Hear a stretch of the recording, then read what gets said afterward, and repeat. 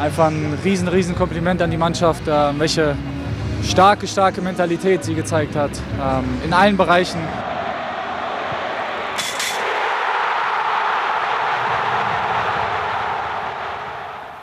Borussia Dortmund, der DFB-Pokalsieger 2021, spielt auch in der kommenden Saison in der UEFA Champions League. Besser kann der erste Satz dieser Sendung gar nicht klingen. Damit hallo und herzlich willkommen zu unserem Rückblick. Die vergangenen Tage waren ein einziger Grund zur Freude für alle Borussinnen und Borussen. Wer in diesem Jubeltrubel die Partie gestern nicht mehr genau vor Augen hat, für den haben wir jetzt unsere Netradio-Highlights. Sancho zurück auf Guerrero und Rafael Guerrero mit der ersten richtigen Chance, 23. Minute. Borussia Dortmund geht bei Mainz 05 mit 1:0 in Führung. Sancho links an der Strafraumkante, Jadon Sancho im Strafraum, Sancho und dann rutscht der Ball durch und dann ist er drin, 2:0 für den BVB. Ja. Zweiter Angriff, sie haben sie irgendwie eingeschläfert und schlagen dann zu. Vom Holland zu Brandt, Julian Brandt am Torwart vorbei und Julian Brandt trifft zum 3:0 für Borussia Dortmund in der 80. Minute und damit macht er den Deckel drauf auf dieses Spiel. Julian Brandt macht also ganz im Sinne dieser Sendung den Deckel drauf auf die Partie. Zu Ende sind wir damit aber noch nicht. Wir hören viel lieber mal, wie Jude Bellingham, Marco Reus und Co. die Partie erlebt haben. Einfach ein riesen Kompliment an die Mannschaft, welche starke Mentalität sie gezeigt hat, in allen Bereichen. When I came here, I said that I wanted to be successful. I wanted to try and win trophies and stuff. And a lot of people might laugh at that, but I was really eager. And with the team that we have, I always thought it was possible. So yeah, I'm glad we've kind of gone out there and done it and managed to get a place in the Champions League as well.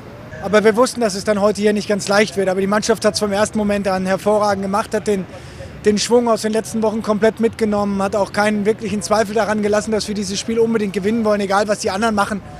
Und deswegen großes Kompliment an die Mannschaft, an das Trainerteam. Es war eine brutal lange Saison und es fühlte sich umso länger an, weil die Stadien leer waren. Und es war nicht leicht für uns alle und damit meine ich halt auch unsere Fans, die mussten auf ganz viel verzichten, auf ganz viele Emotionen verzichten und trotzdem hatten wir das Gefühl, dass sie immer bei uns waren. Wenn man sieht, welche Emotionen dann in einem leeren Stadion in Berlin ausgelöst wurden, wie wichtig das den Leuten ist in Dortmund und in der Region, alle, die es mit Schwarz-Gelb halten, da wollten wir unseren Beitrag leisten, dass wir in dieser schweren Zeit wenigstens etwas Glück zurückgeben konnten und ich hoffe einfach inständig, dass diese Pandemie wirklich bald überstanden ist, dass wir uns alle wieder sehen können, in den Armen liegen können und dass wir das, was wir geschafft haben, auch gemeinsam genießen können.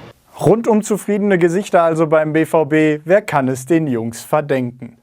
Ganz besonders im Blickpunkt stand nicht nur am Donnerstag, sondern auch gestern Roman Bürki, der nach der Verletzung von Marvin Hitz ins Tor zurückgekehrt ist.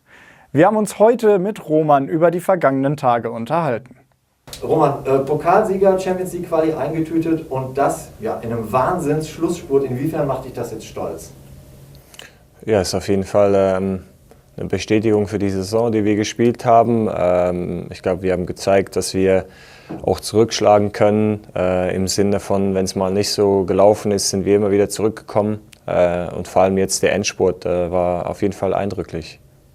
Durch die Verletzung von Marvin bist du jetzt wieder voll im Fokus, wirkst im Tor komplett sicher und auch unaufgeregt, aber jetzt kannst du es uns ja mal rückblickend verraten. Wie groß war denn der Druck, in solch entscheidenden Spielen sofort wieder funktionieren zu müssen? Ja, das Ding ist halt, wie gesagt, seit Januar habe ich nicht mehr gespielt gehabt und dann das nächste Spiel, das ich gespielt habe, war das Pokalfinale. Ist natürlich da klar, dass eine gewisse Anspannung da ist, aber ist auch mein drittes Pokalfinale jetzt mit dem BVB und von dem her, ohne die Zuschauer ist immer noch so ein bisschen weniger, weniger Anspannung oder weniger Druck auch im Stadion vorhanden. Also kam mir in dieser Situation entgegen. Natürlich dann, wenn man es gewonnen hat, hätten wir es viel lieber mit unseren Fans gefeiert.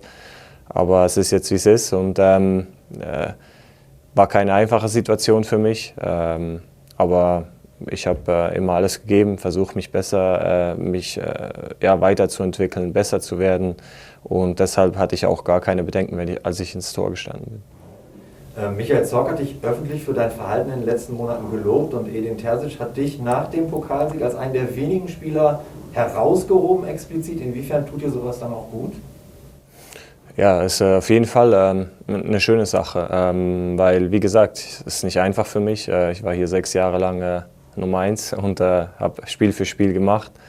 Und dann plötzlich nicht mehr spielen zu können, das ist natürlich schwierig, auch für jeden Profi, denke ich. Und ich habe, wie gesagt, versucht, von Tag zu Tag besser zu werden, an mir zu arbeiten.